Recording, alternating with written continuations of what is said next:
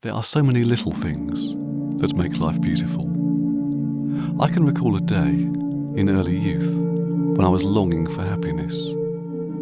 Toward the western hills I gazed, watching for its approach. The hills lay between me and the setting sun, and over them led a highway. When some traveller crossed the hill, always a fine grey dust rose cloudless against the sky. The traveller I could not distinguish, but the dust cloud I could see. And the dust cloud seemed formed of hopes and possibilities, each speck an embryo event. At sunset, when the skies were fair, the dust cloud grew radiant and shone with visions.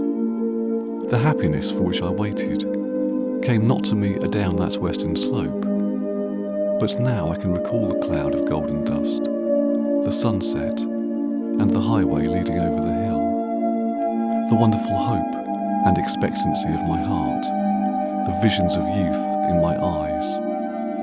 And I know this was happiness. There are so many little things that make life beautiful. I can recall another day when I rebelled at life's monotony. Everywhere about me was the commonplace, and nothing seemed to happen. Each day was like its yesterday, and tomorrow gave no promise of change. My young heart rose rebellious in my breast, and I ran aimlessly into the sunlight, the glowing sunlight of June. I sent out a dumb cry to fate, demanding larger joys and more delight. I ran blindly into a field of blooming clover. It was breast high and billowed about me like rose-red waves of a fragrant sea. The bees were singing above it, and their little brown bodies were loaded with honeydew, extracted from the clover blossoms. The sun reeled in the heavens, dizzy with its own splendour. The day went into night, without bringing any new event to change my life. But now I recall the field of blooming clover and the honey-laden bees, the glorious June sunlight and the passion of youth in my heart. And I know that was happiness. There are so many little things that make life beautiful. Yesterday, a failure stared me in the face, where I had thought to welcome proud success.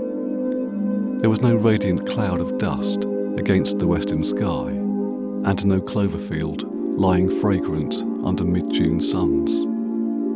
Neither was youth with me anymore, but under the vines that clung against my walls, a flock of birds sought shelter just at twilight. And, standing at my casement, I could hear the twitter of their voices and the soft, sweet flutter of their wings. Then over me there fell a sense of peace and calm, and love for all created things, and trust illimitable.